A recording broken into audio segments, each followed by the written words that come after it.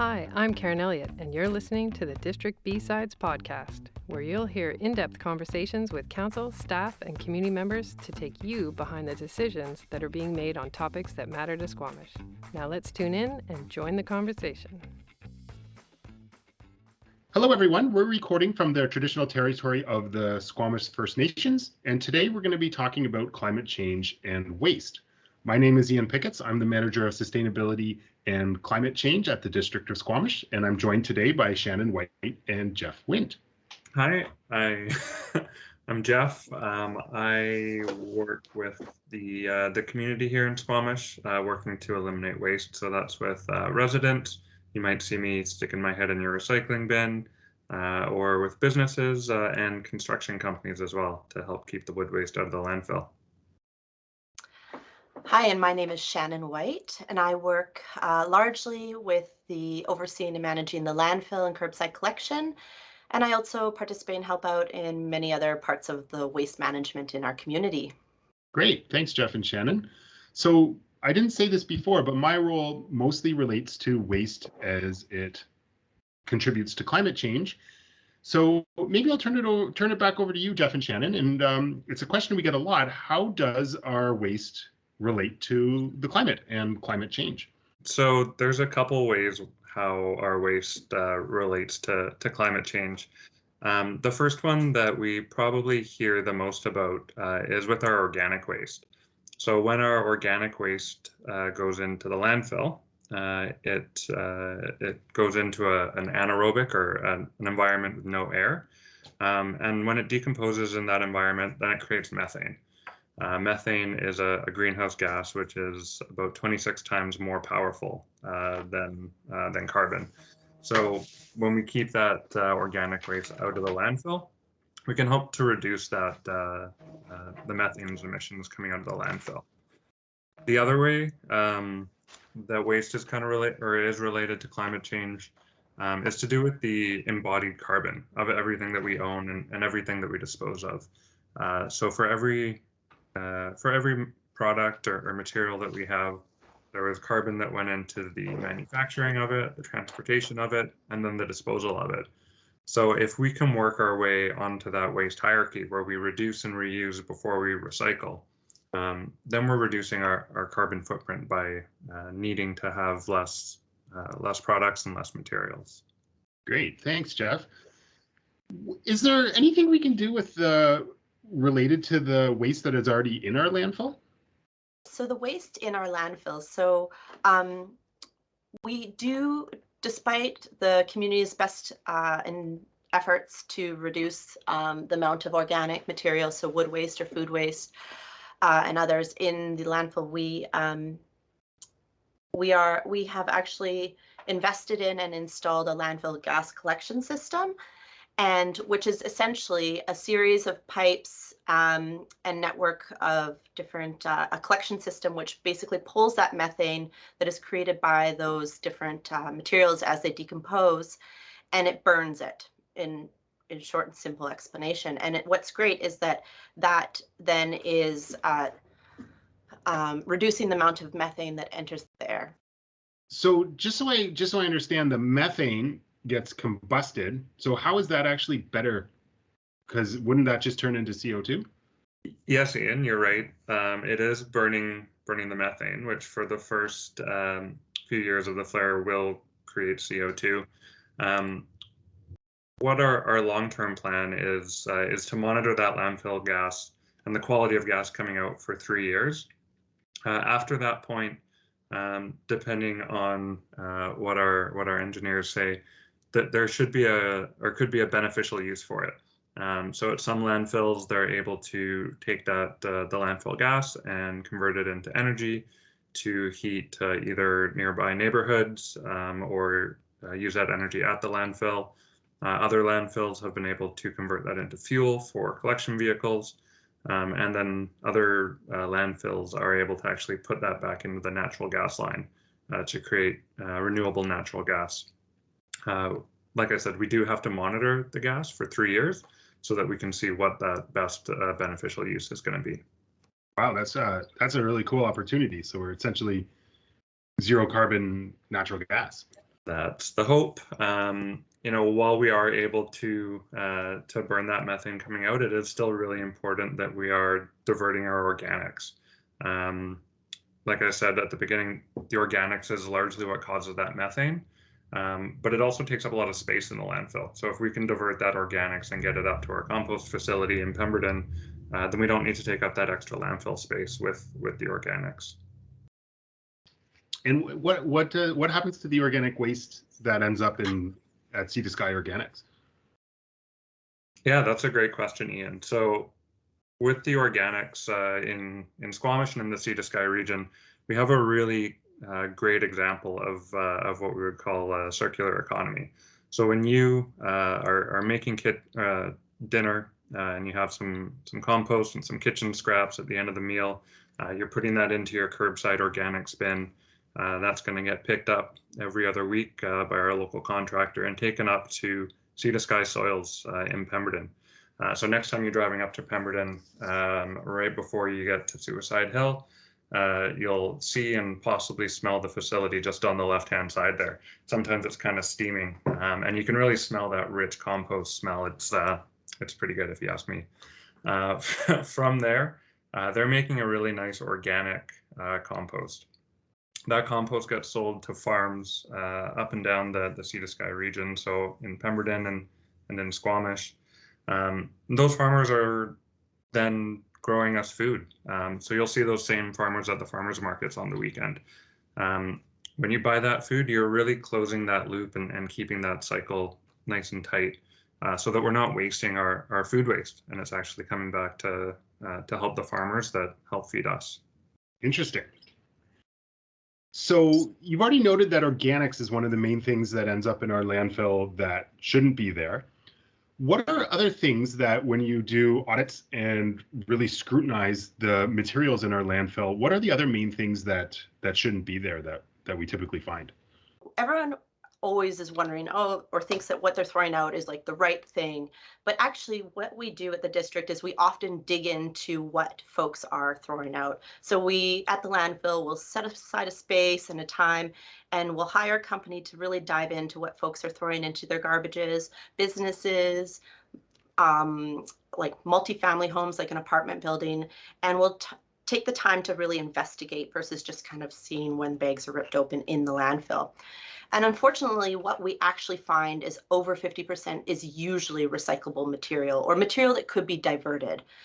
So a large part of that is organic material. So like as Jeff said, we want to get that out of the landfill. We want to get that to Sea to Sky Soils so that we can create that compost and then have the farmers reusing it and create that circular economy and cycle with organic food waste. But then we also see a lot of things like electronics, which could go to the bottle depot, or small appliances, which could go to GFL depot site.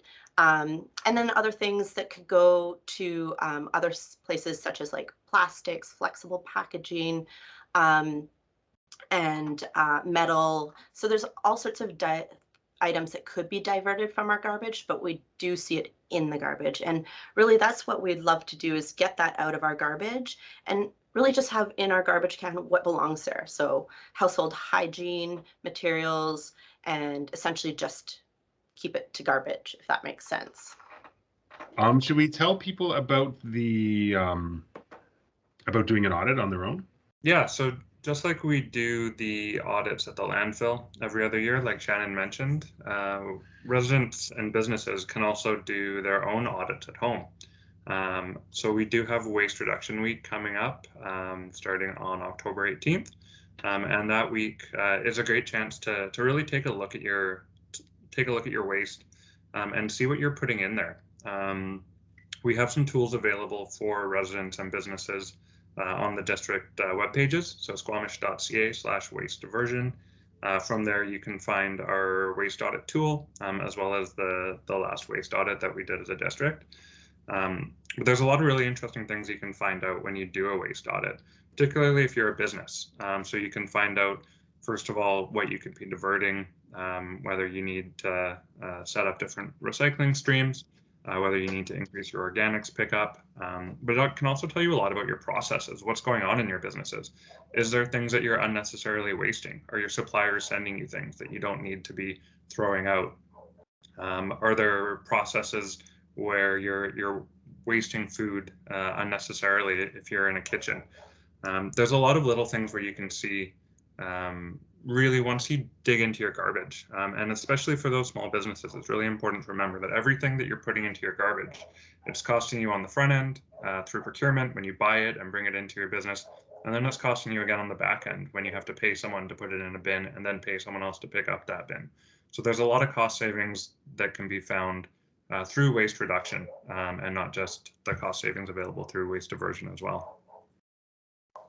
Yeah, I feel the same way. It really, like, just even the term waste to me, like it's a waste of time, it's a waste of money, it's a waste of resources. It's just it's something we want to avoid on so many levels, not just thinking about climate and not just thinking about the environment. Jeff and Shannon, I was wondering if you could tell our audience a little more about some of maybe the more formal or even informal ways that people are trying to kind of close the loop on waste in our community and put it to better use. Like I mentioned earlier a little bit, we're starting to see more what we would call circular economy initiatives started. So that's people who either have businesses that are based on keeping materials out of the landfill, or just individuals doing that. So over the last year, we have seen a couple low waste or zero waste businesses open up in Squamish. We do have Squamish Rebuild, which has been here for a long time, helping to keep that material out. But there's also a lot of online networks. So I have a young child, and one of the things we found really valuable is Facebook Marketplace. We can get a lot of clothes, a lot of toys, things like that off of there. So we're helping keep that stuff out of the landfill, and we're also not having to pay full price for, a new pair of pants that she's only going to wear for a couple months. And just to jump in, I mean, I love community events, and I'm so excited for when we're able to bring those back online. And we have such awesome volunteers and a volunteer group partner that we partner with, Squamish Can in the community, who has been hosting repair cafes and the Reuse It Fair.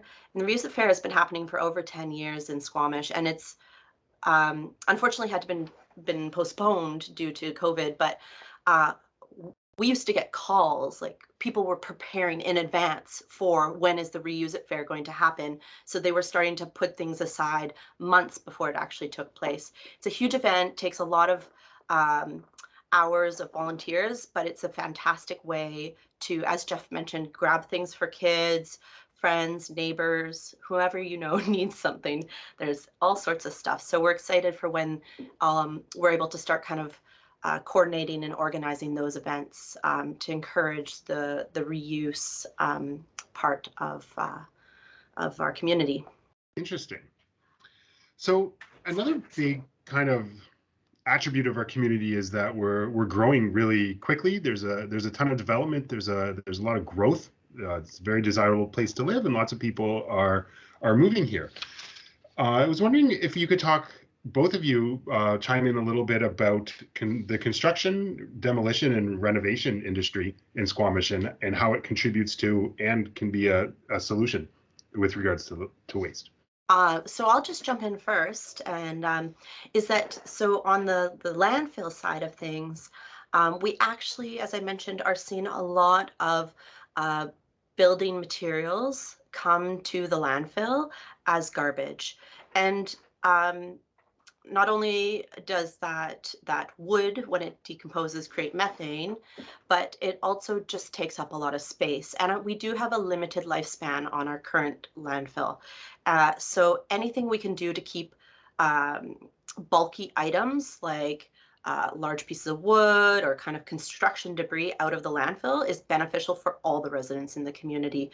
So anything that we can keep out of the landfill saves us all money overall, and we're able to keep the tipping fees lower, and it's actually cheaper to, if you're able to sort out those materials at the landfill.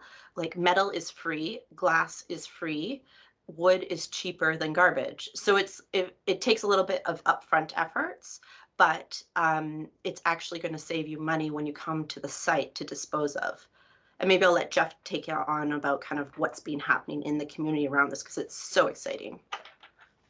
Yeah, thanks, Shannon. So, I mean, as any contractor knows, right now the cost of wood is very expensive. It's very high, and you've seen that price go up 3 or 4 times over the last 2 years. So again, this is where that idea of procurement and really thinking through the purchases before they come are really key. So are you buying the right amount of wood? Can those offcuts be reused instead of getting disposed of? And like Shannon said, it's also really expensive to put it into the landfill.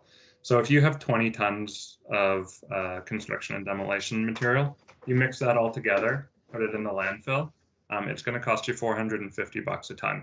So that's going to be about $9,000. Now, if you separate that, and we'll assume that the last waste audit we did has the numbers for you. So 60% of that is going to be garbage, about 40% of that's going to be wood. Your tipping fees are going to be about $2,400 for the garbage and only about $1,200 for the wood. Now, if you're paying someone 40 hours, $25 an hour to sort that, you're still going to save about $4,000 instead of mixing it all together and putting it in the landfill. So there's definitely cost savings to be made by separating that material. And then we've also introduced recently a new bylaw about demolition waste. So when you're taking down a building, you'll be asked to pay a deposit on the building and then track your diversion throughout the job. After the job, you'll submit the diversion report to me. And if you can do more than 80% diversion by volume, then you'll get that feedback. So for those contractors working on demolition, if you can divert your wood, your concrete, your metal, and your drywall, then you should make your diversion percentage.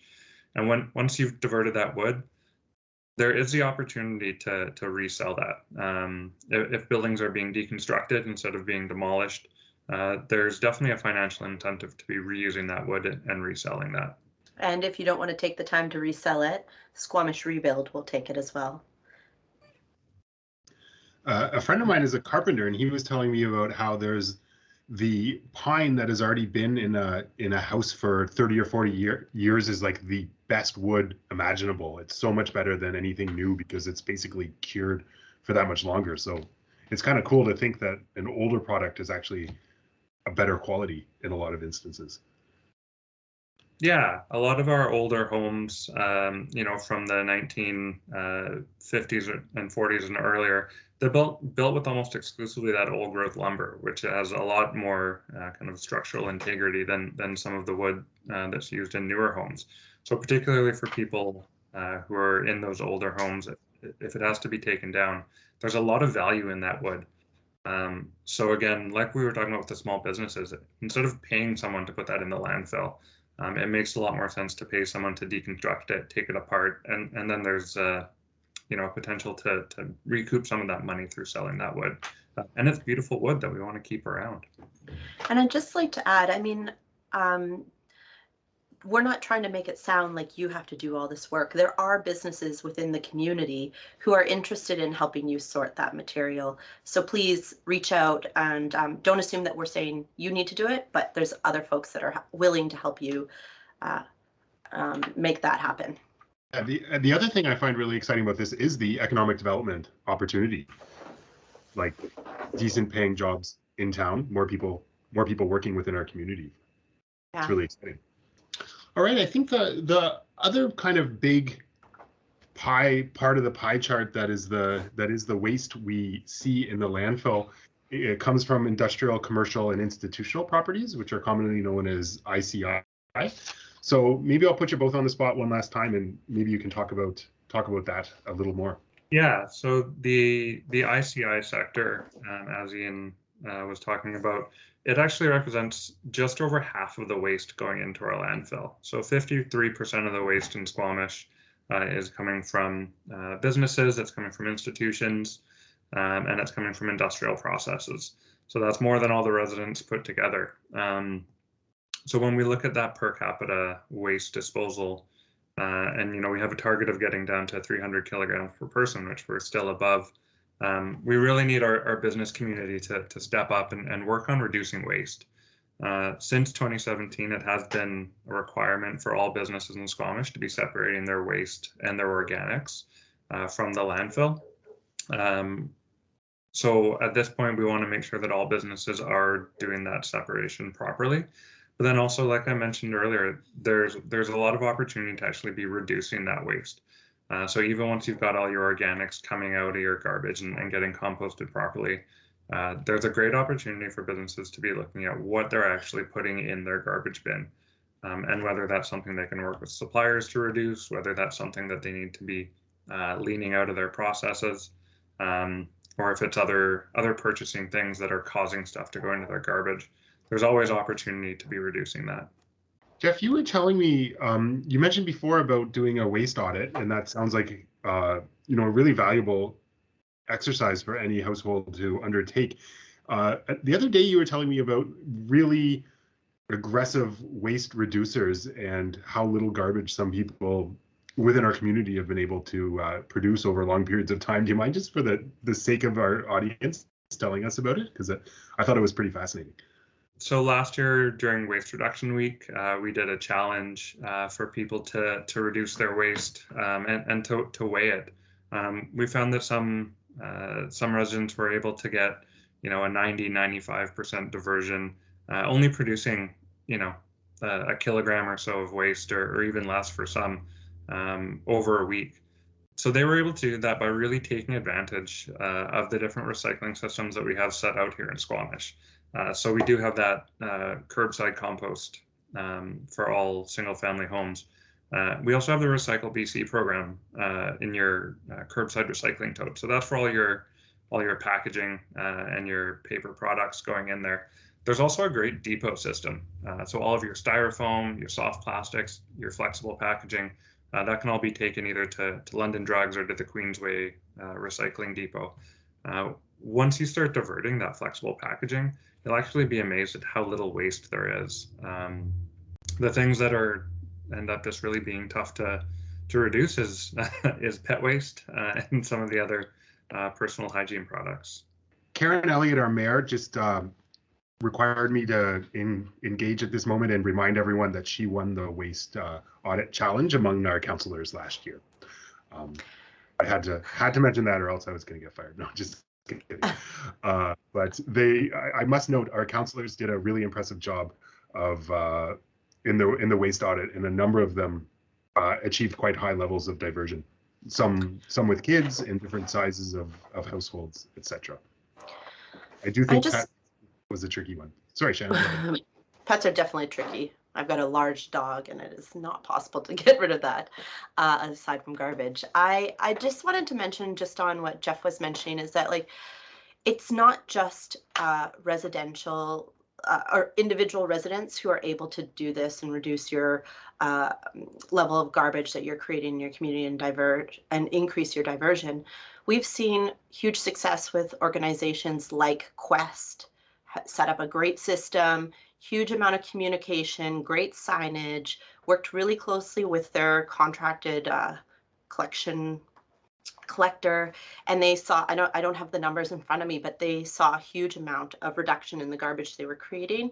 And I used to work for a very large manufacturing company, and we did something similar. We, like Jeff said, we took apart our garbage cans, looked at what was being put in there, and really it's about setting up the systems and educating your staff. And we saw a huge amount of reduction in garbage we were sending to the landfills in Vancouver at that time, and an increase in organics that we were creating, and cardboard and whatnot. So it is possible. It's not just like we're not talking about small companies here. It can be any size of company. It just needs those champions and folks to kind of really invest into it. Yeah, it was interesting. I used to work at Quest, and so as part of participated in that as a staff member, and there were about 6 different bins to put your waste into, and it was by far the least convenient to throw something into the landfill. So it just created that impetus to go through the effort to replace things. And it really brought a lot of conversations to the forefront. Like we started noticing how many of the whiteboard markers we were wasting, and it was frankly shocking. So a few of us started doing some sleuthing around, and I found on YouTube this video of how you can basically tie a little string around a whiteboard marker, and if you spin it around, the centrifugal force actually gets more life out of the marker. So a few of us started doing that from time to time, and it was, of course, not shockingly, sometimes the marker would fly off the string, and it was a lot of fun, and it just really helped with a sense of community and help, and the process just made us really realize how and where we were producing more waste. So a really valuable experience for sure. I have a couple of friends who live in multi-family units in Squamish, and some of them have noted that they find it more difficult to properly dispose of waste. So yeah, just to finish off our conversation today, I was wondering if you could both talk about both challenges and opportunities in these larger developments. In multifamily housing situations, so in apartments and townhomes, like you say, and it can be a little bit more challenging. There's often a bit of a distance between your unit and where the waste disposal is. So there's a couple things that can happen just to make it a lot easier and a lot more pleasant for people. So often garbage is kept somewhere where it's dark and a little cold. Sometimes it's wet. If the strata, make sure the lights work in that garbage room. Make sure it's not, it's not smelly. Make sure it's ventilated. Make sure there's a floor drain. It will make people want to spend a little bit more time in there so that they can actually sort their waste in the waste room instead of trying to do it all in their apartment or unit where they might not have as much space. We've seen some places in Squamish where they're actually painting the walls behind the bins to make it really obvious that, behind the green or in front of the green wall is where all the organics is going to go. The blue wall is where the recycling is going to go, and then the gray wall is going to be where the garbage goes. So those big visual cues, if it's well lit and doesn't smell, people will stop to take the time to start to divert the right things. And we have seen successes in the community. One of the larger complexes in town, Aqua, has had great success. It was organized by a group of concerned residents, and they really took it upon themselves to sign up with their collection contractor for as many services as they could, as well as they started to offer collection services that those folks then drove to the depot site themselves. And I mean, not that everyone has to go to that extent, but they've seen, I don't know the amount that they've been able to reduce or divert, but they've seen great success. Residents are engaged to the point that they do come and sort, just as Jeff mentioned. And they even take like styrofoam and batteries. But what actually, there's been this kind of cyclical benefit to the strata, probably an unintended consequence, to be honest, is that they also decided to set out beverage containers. And so the strata has actually seen revenue come in through this increased collection services that they're offering their residents, because it's easier for residents to just take their cans down to the waste room versus drive it to the bottle depot. So it's really, really cool to see how they've made work for their community. And that's not to say that every multifamily home or apartment building needs to do the same, but it's actually really a shining example in our community on what's happened there. Great, thanks for that, Shannon. So yeah, just to finish off our conversation, I was wondering if maybe we could each go around and share a piece of advice from our experiences, what we've, something easy, some low-hanging fruit, or even something more ambitious that a citizen can do to reduce their waste and because of that, reduce their carbon footprint. I think personally, what I find the easiest, and I live with my partner and my family, is that setting up our recycling and kind of bin system in the easiest possible manner that fits us and our space. So kind of looking, okay, where do, beverage cans go, and where does compost go? Do we have a flex package container? Like, just the system we have fits us, and everybody knows what goes where. Maybe not my 4-year-old, but she's working on it. We're working on it. But so I think that for me is like a big thing, is just kind of making sure waste reduction is easy in your household. Yeah, I would agree with Shannon that making sure that that system you have set up works for you and is clear. So in my house, we collect our soft plastics and our flexible packaging. We just use paper bags that we've been able to reuse for the better part of a year at this point. But we've really clearly written right on those soft plastics and flexible packaging. And then that way it doesn't just look like a bag of plastic, and it's going to get contaminated that way. So keeping it clear and keeping it accessible so that it's in an easy spot. So make sure you're keeping your compost bin near where you're doing your kitchen prep or beside your coffee maker, rather than putting it on the other side of the kitchen where it's inconvenient to get to. Like Shannon said, making sure it works for you is going to make it easiest. And we have a fantastic what goes where guide, which you can easily cut up and tape or whatever you want, paste it to your wall or the bin to help remind you what goes in each of those different containers. That's funny you say that, Shannon. That was going to be my hint, was a huge boon to our recycling ongoing effort has been printing out the what goes where and pasting them on each of the bins. So it's a really quick reference. We're always talking about it. The What Goes Where app is also really helpful, and we reference that quite a bit. The other thing that came to mind to me was food waste. As I read more about the proportion of food that we waste in North America, like in the order of a quarter to half of the food that we grow doesn't actually get consumed. That's pretty shocking, just economically, environmentally, ethically. So that's something as a family we've just really, really tried to tackle that. And yeah, in our family, leftovers are a really valuable resource. We're always, who's going to get them for lunch the next day? And we've taken to, making larger meals and having them feed us for 2 days, which has actually been a real benefit to our family as well. And some foods, quite honestly, taste better after a day. Foods like curries and soups just gets an extra day for that flavor to really grow. So yeah, food waste, really trying to eliminate food waste from our lives is a great one. And Jeff or Shannon, maybe you have that number offhand, the proportion of food that is actually wasted. While Jeff's looking it up, I have something. Just one thing is, like, so I've been part of the audits at the landfill, and we have seen full pizzas when we open people's garbages, or like a full head of lettuce that's just slightly wilted. So to your point, Ian, it is that is a place where people definitely can find efficiencies, financial and waste reduction. Sorry, and then Jeff, I don't know if you've got the number in front of you.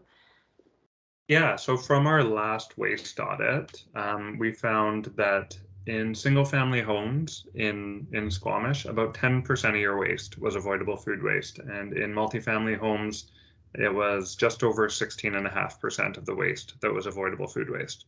So that's food that would have been all garbage out of all garbage. Yeah. Wow. Yeah. For those small businesses, for the food producers in town, from ICI waste, over 15% of that was avoidable food waste. So 15% of your garbage was avoidable food waste.